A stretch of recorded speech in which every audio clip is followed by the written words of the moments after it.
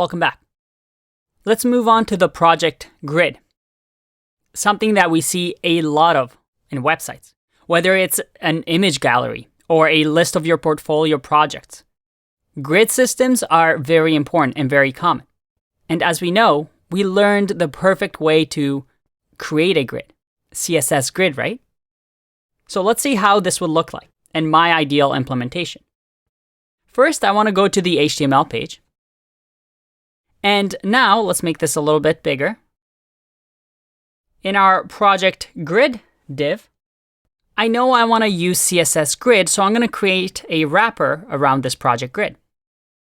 So I'm going to have a div. And this div will have a class of some properties that we'll add CSS to. And just to keep things blue the way they are, I'm going to give it the zone blue class that we have below. But we're going to make it a CSS grid, so I'm going to just say grid wrapper. And we can just remove the project grid. And in here, add a couple of sample little projects. If you remember in our solution file, I left for you a couple of images that you can just add like this so that we have some sort of a project grid. I'm not going to bore you with me typing all of that out because that's something that we've done before. I'm just going to copy and paste a div here with box zone. Box is a class that we haven't added yet, but we're going to create. These are going to be the grid items. We have zone, which again, something that we've already defined before, and our images. That's it. So if I save this and refresh, and let's refresh again. All right, this is absolutely hideous. Does not look pretty at all, but at least we have the images provided. But no employer is going to be impressed if they see this, right? So let's actually make this into a grid system. If we go back to the Style tab, let's add our grid here. And obviously, as the name suggests, when it comes to grids, CSS Grids is the way to go. And there's many ways that we can lay things out, and it's something that we've already talked about in our CSS Grid videos. So we're going to keep things simple. First is we want to actually say, hey, we're going to use CSS Grid. So we're going to use the grid wrapper class that we created, which was this div that wraps all our projects. And we'll say display grid. We'll say that we want the grid gap to be 20 pixels. And then finally, our favorite property, that is grid template columns. And so everything is responsive. We'll say repeat, auto fill. And we'll say that the min max will be, let's say, 350 pixels. So that is the minimum. And the maximum will be 1 FR, so that it fills the entire page when it's really, really small. So that if I save this and refresh, all right, that still looks pretty hideous, doesn't it? And that's because our images are, well, they're pretty massive, and you see that they're also not all the same size, or they have different padding. So the way to just fix that quickly, and something that you'll see a lot with images, is to give them a width of 100%. In our case, we can just say box, because remember, each div has a box class that we haven't really said anything about, and then an image. So using our CSS selector knowledge, I can just say all children of box that are images, I want the width to be 100%. If I save and refresh, all right, that's perfect. Now you see that each image has 100% width. That is, it fills in the entire piece of the card. And if I make this bigger and smaller, you see that it adjusts. Very, very cool, but still pretty ugly. But we have the CSS grid working. As you can see, as soon as it's less than 350 pixels, it changes the grid system. All right.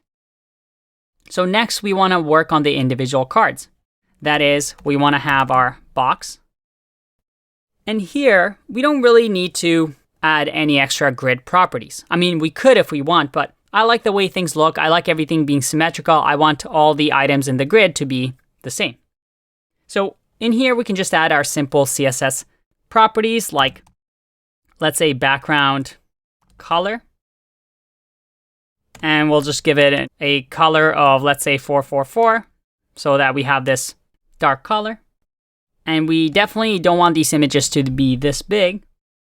So we'll give it a padding of 130 pixels and maybe some margin as well of 20 pixels. If I save and refresh, that's a lot better.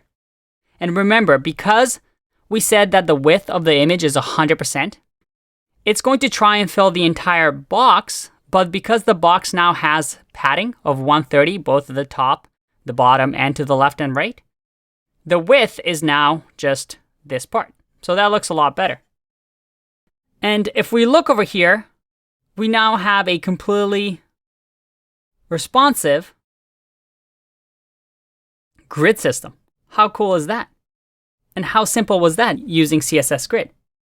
Luckily for us, the last thing we need to do is this footer. And because the footer is at the very bottom, it's just going to stay at the very bottom. The only thing that we might want to do is to make sure that the text is centered. So in our case, we can just say footer. And as you guessed, yes, it's text align, our best friend, center. If I refresh, and make sure that I spelled properly. If I save and refresh, well, that's not going to work because we should change our footer, which is div, to more of a semantic HTML tag of footer. Now, if I save and refresh, this is in the center. It looks great. Let's say 0 to mastery because our layout is looking really nice. And there you have it. That wasn't that bad, was it? I mean, sure, the first time around, that's kind of difficult, but the principles that I've showed you here can be transferred to a lot of websites. I mean, this looks pretty ugly. You're not going to want to visit a website that looks like this. But when it comes to layout, everything is responsive and nice, right?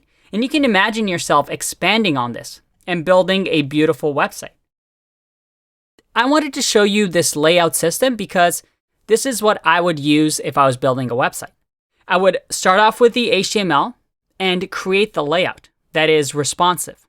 Because after this, all I really need to do is add text, images, and colors, maybe some CSS styles to make it pretty, so that you can turn something like this, that doesn't look good but has the layout implemented, into something like this, which, I mean, doesn't look that great yet, but in the next video, I want to show you how, because we have the layout set up, we can convert our base layout project into something like this in less than 5 minutes.